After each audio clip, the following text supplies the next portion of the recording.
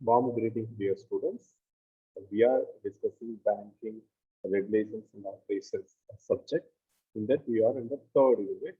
So, in the third unit, we are going to discuss about different types of customers of the bank, are different types of account holders. What are the different types of accounts are provided, are different types of services are provided by the banks. Okay, based on the services, the customers are divided into different categories. So that's what we are going to discuss in this particular unit.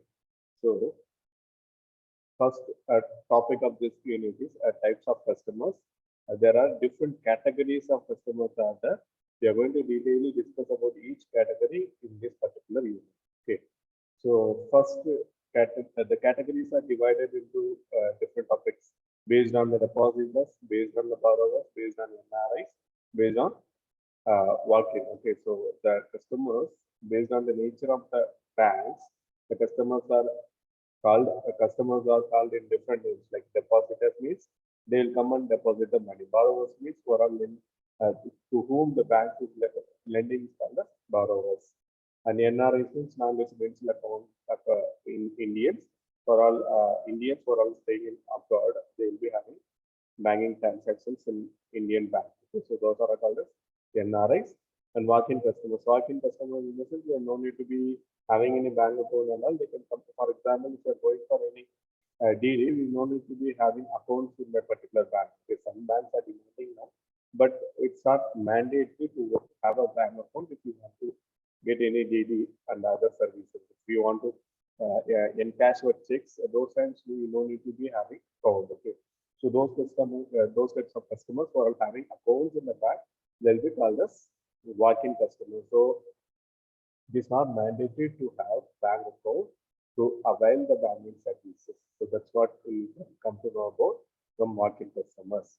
So next types of customers on the basis of society. Okay, first we discussed about on the basis of banking nature. What kind of services they avail. Based on that, we categorize into different category. Now, based on the society, the demographic dividend of the customers. Okay, so based on the gender, it is male customer, female customers, and other services account. And based on the age, minor account, major account, and senior citizen account. So in these categories, they are having different kinds of customers. Based on occupation, employee account is there, salary account is there, and unemployed people also can be having account in the bank, and student account is there, housewife they having some account. So based on their occupation, they may be having different types of accounts. Some banks used to provide a zero balance account for the student, so they no need to maintain any minimum balance in their account. So like that, based on occupation, the customers are given different kinds of services. Okay. So based on income, different types of the poor customers also will be used to be having some account. So the Jan Dhan Yojana, the scheme opened by the government. Okay, so in the government itself announced that they will be depositing some money in the account. So like that, some accounts are there based on the customer's income category. So poor account, a rich account. If they are opening, if you have current account, you have to be having a high balance in your account. So like that, some natures are that we will be discussing in the upcoming topic.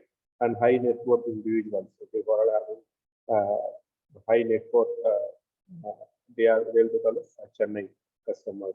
Based on the manner of the customers, the bank used to call it general customer, tough customer, short-term customer. So based on the nature of the customer, it is classified as general customer, tough customer, and short-term customer. Okay. So next in this, before we discuss the different types, there is a relationship between banker and customer. Already we discussed in first unit, but still I'm telling you again. The relationship between a banker and customer is based on Indian Contract Act of 1872. Based on Indian Contract Act, the relationship between banker and customer is executed. Okay. So if there is any violations of the relationship, violations of the agreement, that will be dealt by the Indian Contract Act 1872. Okay. So next, before entering into the different types, there is general requirements or general eligibility for becoming a bank customer. Those eligibilities are given here. It is not in any banking act. It is given in Indian Contract of 1872.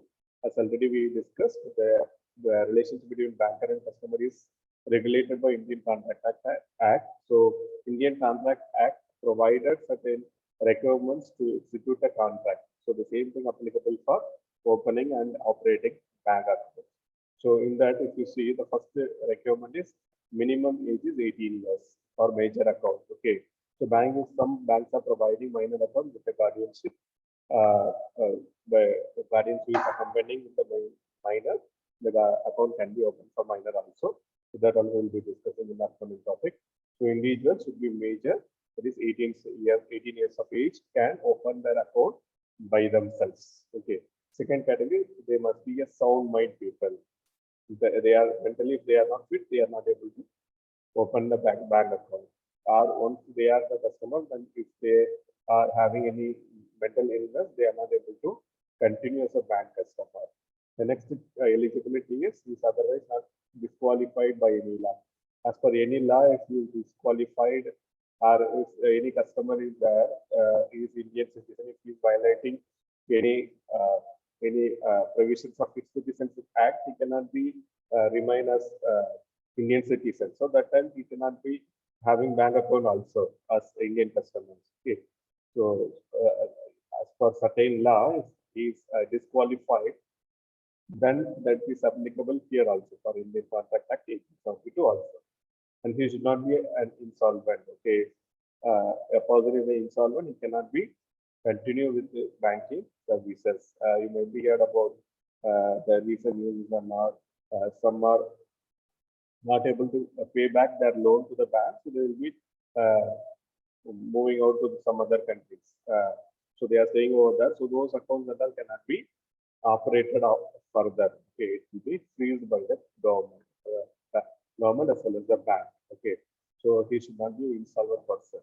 And pregnant person is not legally competent to enter into a contract. Okay, whenever a person is going to bank to open a bank account, if that person is identified as a pregnant person, he is not allowed to open bank account, because as per the Indian Contract Act, pregnant person is not allowed to enter into a contract. So the same thing applicable for bank account also.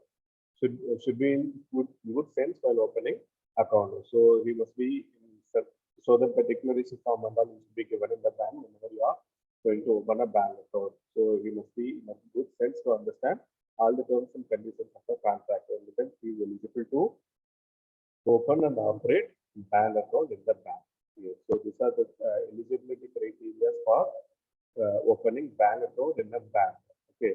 So in the upcoming session, we will be discussing about different types of accounts, whichever we first discussed. Okay. So those types will be discussed in the upcoming class. Okay. So the different types of customers will be discussing in the upcoming session. Thank you, students. Thank you for your cooperation.